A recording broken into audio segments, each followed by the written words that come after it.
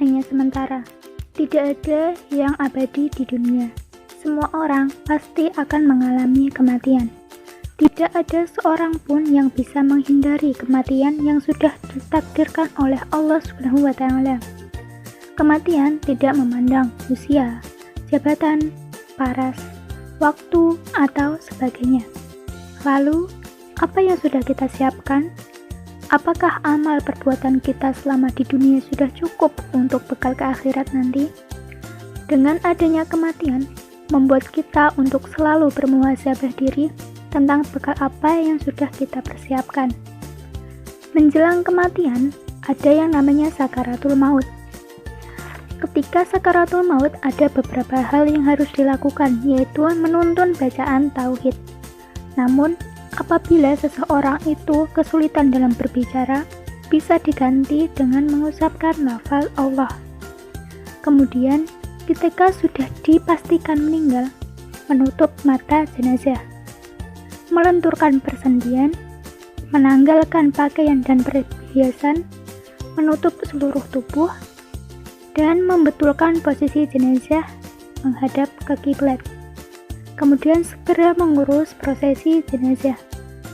Hukum dari mengurus jenazah sendiri yaitu fardhu kifayah, di mana kewajiban yang harus dilakukan oleh suatu kelompok. Apabila dalam suatu kelompok tersebut sudah ada yang mengerjakan walau hanya satu orang, maka gugurlah kewajibannya. Namun, apabila dalam suatu kelompok tersebut tidak ada yang mengerjakannya, maka kelompok tersebut akan mendapatkan dosa. Langkah dalam mengurusi jenazah ada 4, yaitu memandikan, mengkafani, mensolatkan, dan menguburkan. Dalam memandikan jenazah, ada beberapa syarat jenazah yang wajib dimandikan. Di antaranya yaitu beragama Islam, masih ada anggota tubuh, dan bukan mati syahid. Konteks dalam masih ada anggota tubuh yaitu apabila tubuh jenazah tidak lengkap, misal karena kecelakaan sehingga kehilangan kaki ataupun tangan ataupun anggota tubuh yang lain, tetapi masih ada anggota tubuh yang utuh, maka wajib untuk dimandikan. Kemudian, ketentuan dalam memandikan jenazah yaitu tempat yang tertutup, mengeluarkan kotoran yang ada di dalam tubuh jenazah, dimandikan oleh sesama mahram, dan ditempatkan di tempat yang lebih tinggi. Alasannya supaya jenazah tidak terkena najis yang ada di bawah. Cara membersihkan kotoran jenazah yaitu kepala jenazah diangkat sampai setengah duduk. Kemudian perutnya sedikit ditekan sehingga semua kotoran keluar dari tubuh. Untuk bacaan niat memandikan jenazah yaitu untuk jenazah laki-laki, nawaitul husla adaan an hadzal mayyiti lillahi ta'ala. Sedangkan untuk jenazah perempuan, nawaitul husla adaan an hadzal mayyitati lillahi ta'ala. Perlu diketahui, perbedaan di sini terletak pada hadzal mayyiti untuk laki-laki dan hadzal mayyitati untuk perempuan. Setelah memandikan yaitu mengkafani. Untuk kain kafan laki-laki, sekurang-kurangnya 1 lapis kain kafan, tetapi disunahkan untuk menggunakan 3 lapis kain kafan. Sedangkan untuk perempuan yaitu 5 lapis kain kafan.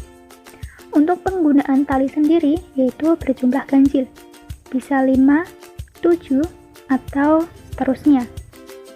Untuk rincian kain kafan laki-laki yaitu bagian terdalam kain lepas menutup pusar sampai lutut, kemudian kain baju yang menutup bahu sampai separuh paha, lebih utama lagi sampai separuh betis. Kemudian lapisan terakhir yaitu kain penutup seluruh bagian badan. Sedangkan rincian untuk jenazah perempuan yaitu lapisan terdalam kain basahan yang menutup bagian antara pusar sampai lutut. Kemudian lapisan kedua meliputi kain kerudung dan baju kurung yang menutup bahu sampai kaki. Kemudian lapisan terakhir adalah 3 lembar kain sebagai pembungkus yang menutup seluruh badan. Cara untuk mengkafani jenazah yaitu siapkan tali-tali pengikat kain kafan secukupnya yang berjumlah ganjil. Letakkan tepat di bawah kain kafan yang akan menjadi lapis pertama. Bentangkan kain kafan yang sudah dipotong sesuai ukuran jenazah, yang disesuaikan untuk laki-laki atau perempuan. Beri wewangian pada kain kafan setiap lapisan. Letakkan jenazah di atas kain kafan yang sudah disusun. Tutup kain kafan secara urut dari yang paling atas sampai paling bawah. Kemudian tutup kain kafan dari sisi kiri ke kanan dan dari sisi kanan ke kiri. Terakhir, ikat dengan tali pengikat yang sudah disediakan. Setelah selesai mengkafani, yaitu mensolatkan. Perlu diketahui, untuk posisi imam ketika mensolatkan jenazah laki-laki, yaitu sejajar dengan kepala. Sedangkan untuk jenazah perempuan sejajar dengan pusar. Untuk niat mensolatkan jenazah yaitu untuk jenazah laki-laki, usolli ala hadzal mayyiti arba'a takbiratin fardhul kifayati imama atau makmuma lillahi ta'ala. Sedangkan untuk jenazah perempuan, usolli ala hadzal mayyitati arba'a takbiratin fardhul kifayati imama atau makmuma lillahi ta'ala. Untuk niat mensolatkan jenazah bisa disesuaikan. Apabila menjadi imam yaitu menggunakan imamah, tetapi jika menjadi makmum yaitu menggunakan lafal makmumah.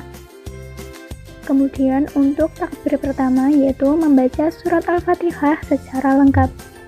Kemudian untuk takbir kedua membaca sholawat Nabi. Untuk membaca sholawat Nabi ada versi lengkap dan juga versi singkatnya untuk mempermudah. Untuk versi singkatnya yaitu Allahumma sholli ala Sayyidina Muhammad wa ala ali Sayyidina Muhammad. Kemudian untuk takbir ketiga membaca doa untuk jenazah.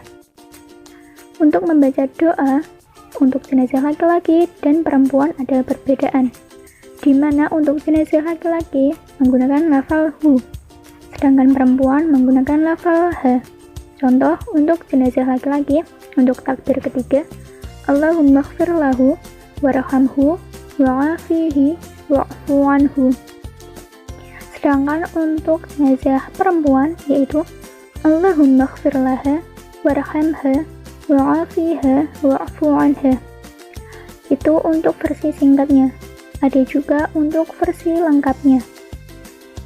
Kemudian untuk takbir keempat yaitu membaca doa lagi, di mana untuk jenazah laki-laki Allahumma la tahrimna ajrahu wa la taftinna ba'dahu waghfir lana wa lahu. Sedangkan untuk perempuan Allahumma la tahrimna ajraha wa la taftinna ba'daha waghfir lana wa laha. Untuk takbir keempat ini ada juga versi lengkapnya. Kemudian yang terakhir yaitu mengucapkan salam secara lengkap. Assalamualaikum warahmatullahi wabarakatuh. Kemudian setelah selesai menyolatkan, disunahkan untuk segera menguburkan jenazah. Hal yang perlu diperhatikan saat menguburkan jenazah yaitu tali dilepaskan, wajah jenazah dibuka dan diarahkan ke arah kiblat, membuatkan bantal atau gelondongan dari tanah untuk mengganjal jenazah. Jumlahnya ganjil, bisa 5, 7, 9, atau seterusnya. Kemudian muka dan kaki jenazah ditempelkan kepada tanah. Setelah selesai penguburan, dilakukan dengan doa dan memohon ampunan kepada Allah. Itulah beberapa kepengurusan jenazah. Semoga bermanfaat dan dapat menambah pengetahuan untuk bisa diterapkan di lingkungan masyarakat.